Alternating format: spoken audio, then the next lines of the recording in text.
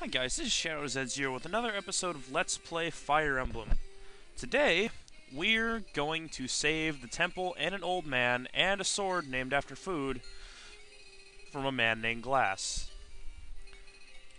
I don't know exactly what the programs of the game were thinking naming, you do have some characters with some really weird names in this game, like, I don't know, apparently naming people after inanimate objects is kind of like a fad thing.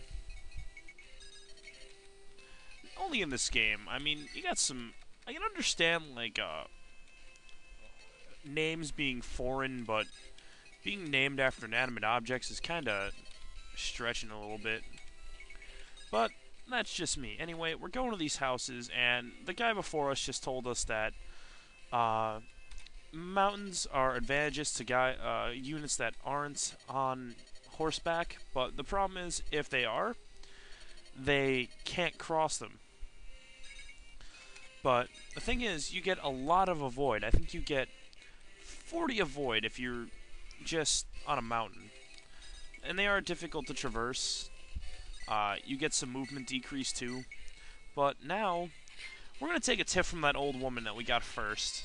She told us one of the walls was in crooked repair in the temple. And, see, there's a number in the lower left-hand corner.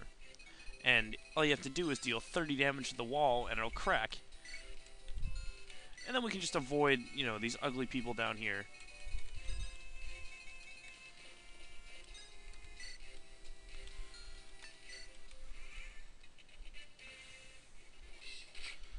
Ah, Ken took a hit. He only took 5 damage. Now, the thing is, we can do a couple of things here. Now would be a wonderful time to go into stats. By hitting the R button on your Game Boy Advance or your emulator or whatever, you can look at the stats of the character. You got Strength, which increases the amount of damage you deal. Skill, which is your hit chance. Speed, which is your... They're all pretty self-explanatory. That speed affects your evasion, your attacks. Luck increases everything by a little bit. Defensive skill reduces your damage from weapons, and resistance decreases your damage from magic. Movement increases that determines the amount of distance you can move. And Constitution, what happens is, the higher your Constitution, the bigger the unit is and the more weight he can carry. So when you rescue a unit, you carry them with you and you suffer some penalties. The higher Constitution you have, the more trivial those penalties are. And here you got description of your weapons. You got your RNG, your weight, your MT, which is the amount of damage the weapon deals without adding in your strength, the hit chance, the crit.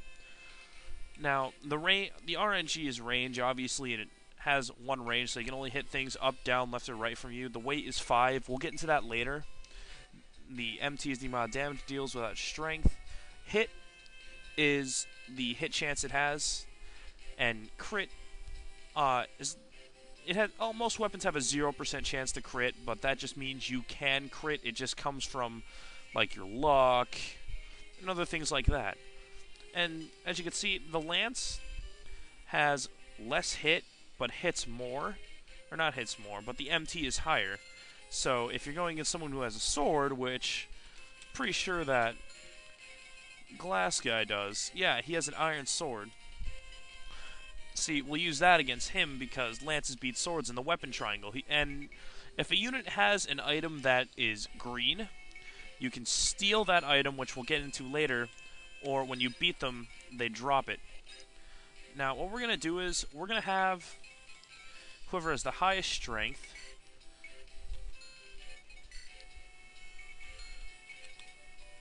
which is Sane. Sane can hit the hardest. We're going to have him equip his lance. We're going to provide him a little cover, because next turn he's going to be able to break that wall.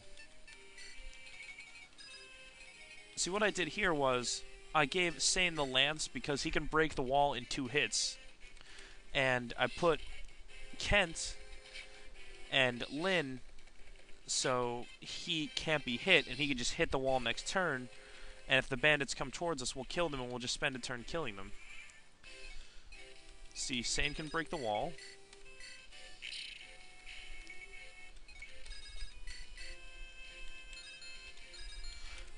And it would be better to have Kent go in there. We're going to go down because the boss will hit us if we are in range. So we're going to go down because I don't want to take him on yet. Kent's taking some damage. Alright, we're going to have Lynn take care of him. Sane might take a little damage, but it's nothing that we can't handle. It's better that he takes a little bit of damage, but we're able to break the gate in one turn. Or not one turn, 2 turns.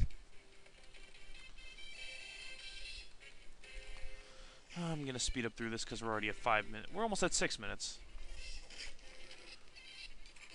Sane is taking a lot of damage, actually.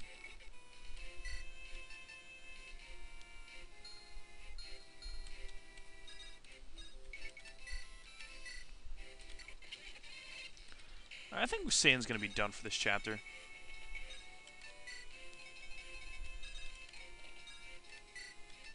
Most units do come equipped with vulneries, so we're going to just put Kent right in front of the boss. And we're going to end our turn. And Glass is attacking, and bosses get their own theme. Glass did manage to hit us, but we hit him for 9, and he only hit us for 4.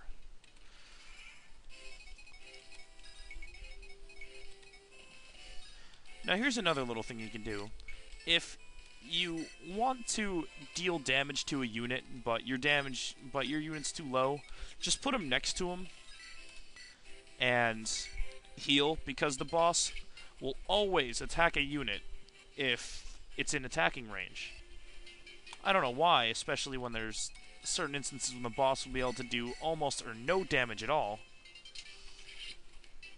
And we just have Lynn deal the finishing blow. Whoever deals the most, the finishing blow to the boss, always gets the most experience, and we got a really good level up there.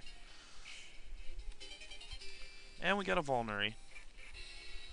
And a throne is also another kind of territory. It has 2 defense and additional 20 of void. That makes every boss that is holding one a little bit tougher. Yes, we are of the Lorca tribe, and the old man is safe.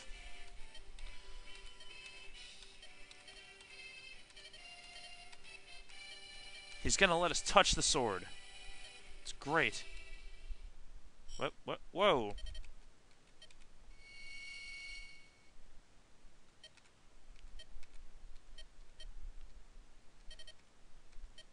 We're taking a sword that a guy named Glass could not take out. Whoa. It's shiny. It's really shiny.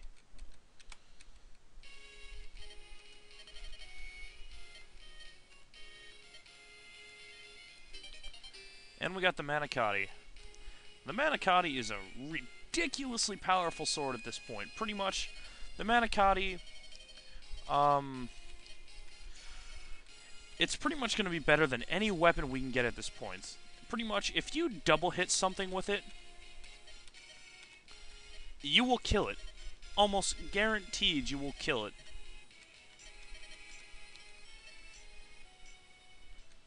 Especially if you're going up against a unit that has a specialty like armored or on a horse. That's going to be very useful for this part. And oh, we got an old guy pretty ticked off. Madeline's daughter is still alive.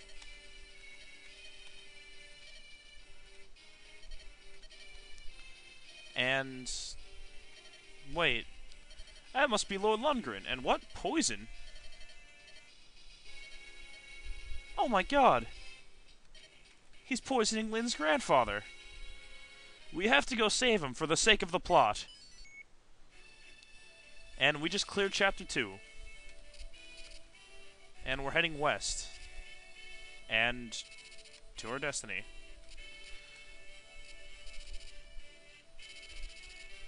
And our 10th day away from the plains, we witnessed some atrocities. Alright, I'm gonna get this chapter started, because this is actually a kind of fun chapter. PC Cylin.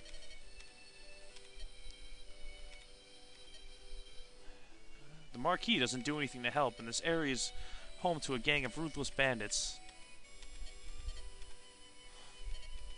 And Lynn will never, ever forgive the bandits for what they did to her. Poor Lindis.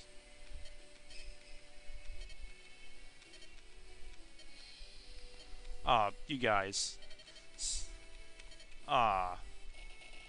You could feel the love. Wait, what? Whoa. We have another girl with very strange colored hair, but that's all for now. I gotta call it quits for tonight. This is Shadow's Edge Zero signing off. Please subscribe if you like my videos.